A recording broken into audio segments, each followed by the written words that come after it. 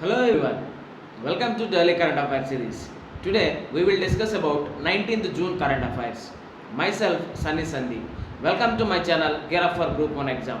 Let us discuss the current affairs. The first one, India course to win in Security Council polls. There is a election for non-permanent member in UN Security Council, that is UNSC. India has been elected as a non-permanent member from the Asia Pacific region of the UN Security Council, that is UNSC. India backs 184 of the 192 votes. Here, to get a non-permanent member in USC, it requires 2/3 of majority. That means 129 votes is required, but India backs more than that. That means more than 129 votes. India backs 184 votes out of the 192 votes. Along with India and Ireland and Mexico and Norway get the non-permanent seat in UNSC. Here, what is India's objective is? India's objective is norms, that is new orientation for reformed multilateral system. That is norms, new orientation for reformed multilateral system. This is the 8th time being the non-permanent member in the UNSC, that is UN Security Council. If you see the most frequently elected UN Security Council members, non-permanent member, UN Security Council members with the most terms since 1946. In the first place, that is Japan, having the 11 times non-permanent member in UNSC.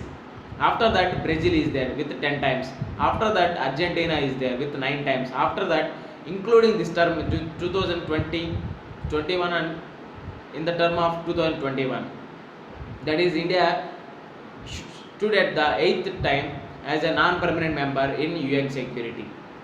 Next one, days after clash, China frees 10 soldiers in the action. We have seen a Galwan face-off between India and China.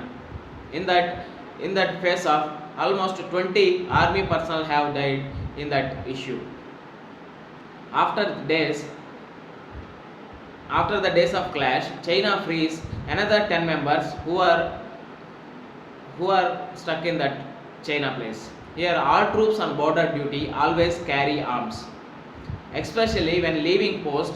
Those at Galwan on June 15th did so. This is reply to the Rahul Gandhi's tweet. Why our army personnel is not wearing arms? Here, all troops on border duty always carry arms, especially when leaving post. Those at Galwan on June 15th did so. Here there is a long-standing practice, that is, as per 1996 and 2005 agreements, not to use firearms during face-offs. You can get one. That's why both countries are fighting with stones and sticks. That's why, because of this practice or because of this agreement, 1996 and 2005 agreements, they haven't used the firearms in that face-offs. If you see another one, that is Article 6 of the 1996 agreement between India and China on confidence building measures, that is CBMs, in the military field along the line of actual control in the India and China border areas. It says, neither side shall open fire or cause biodegradation, use hazardous chemicals, conduct blast operations, or hunt with guns or explosive within 2 kilometers from the line of actual. That's why on that region, that is 2 kilometers from the line of actual control, according to the Article 6 of the 1996 agreement between India and China, that is confidence building measures in the military field along the line of actual control in the India and China borders, they should not use any firearms. Next one, 50,000 crore scheme for migrants. What is this scheme? That is PM Modi to launch Garib Kalyan Rozgar Abhiyan on 20th June in Bihar. PM Modi to launch Garib Kalyan Rozgar Abhiyan, that is on June 20th in Bihar. What are the silent features of this Garib Kalyan Rozgar Abhiyan? To empower and provide livelihood opportunities to the migrants, to returning migrant workers and rural citizens in rural villages. Focused campaign of 125 days across the 116 districts in 6 states to work in mission mode. Here it is a campaign of 125 days across the 116 districts in 6 states.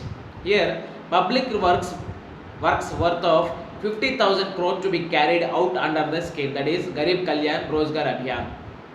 It is focused on implementation of 25 different types of works. It is focused on implementation of 25 different project works, public project works, to provide employment and to create durable infrastructure. Here this Garib Kalyan Yojana is for to empower and provide livelihood opportunities to the migrant workers. It is a focused implementation of 25 different types of public project works. Here it is worth of 50,000 crore. It is focused on the 125 days of campaign of 125 days across the 11 districts of in 6 states. Next one, President can't shut down DACA. What is DACA? Deferred actions for childhood arrivals, says US top court. Here President cannot shut down DACA, that is deferred actions for childhood arrivals, says US top court. The program protects about almost 7 lakh young immigrants. First of all, what we have to see, what is this DACA? The abbreviation itself, deferred actions for childhood arrivals. What is the eligibility qualification to be a DACA? Under age of 31 of June 15th and 2012. By that date, it should be under the age of 31. After that, entered US prior to the age 16. After that first condition, it has to enter in the US prior to the age 16. After that, at least 15 years old a time of required. Resided continuously in US since June 15th and 2007. Here, not committed a felony or significant misdemeanor. Here, what protection does DACA will give? That DACA grant will give. That will give renewable 2-year period of deferred action, eligibility for a work permit, a social security card, and a license, driver's license. Here, what protection will give by DACA is driver's license, social security card, and eligibility for work permit and renewable in a 2 years.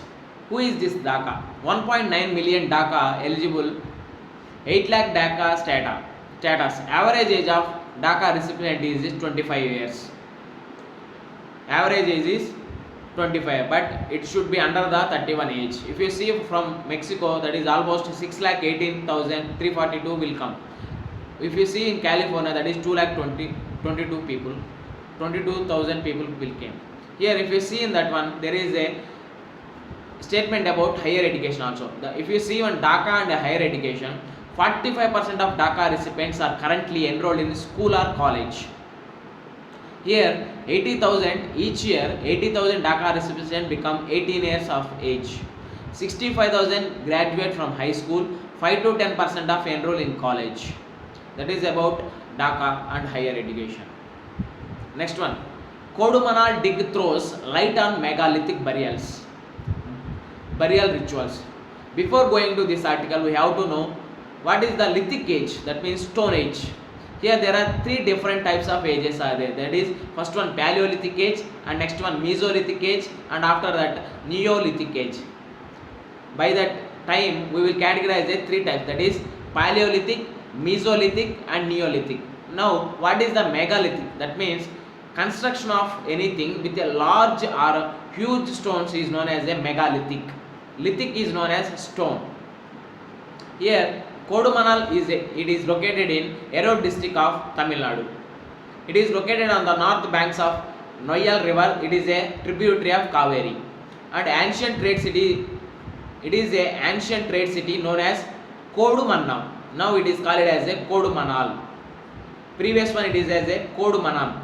Here there is a evidence about that Kodumanal inscribed in Patitrupatu of Sangam literature. There is a literature that is called Sangam literature, in that inscribed in that Kodumanal. Here it is under the control of State Archaeological Department of Tamil Nadu.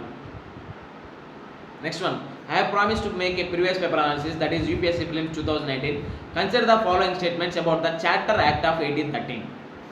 It ended the trade monopoly of the East India Company in India except for trade in tea and trade with China. Here it asserted the sovereignty of British Crown over the Indian territories held by the company. The revenues of India were now controlled by the British Parliament.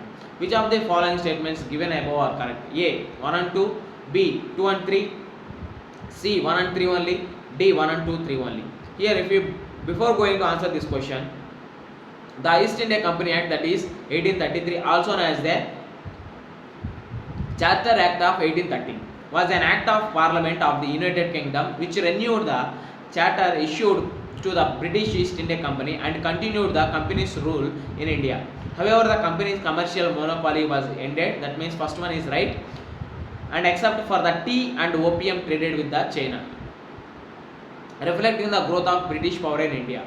Here if you see that one, first option is correct. It asserted the sovereignty of British Crown over the Indian territories held by the company. Second one option is right. The revenues of India were now controlled by the British Parliament. No, it is controlled by India itself only. That's why the correct statement is, correct option is A, that is 1 and 2 only. With this we can conclude our video. Thanks for watching. Like, share and subscribe to my channel. Gear up for Group 1 exam. This is Sunny Sandeep signing out. Take care and bye bye.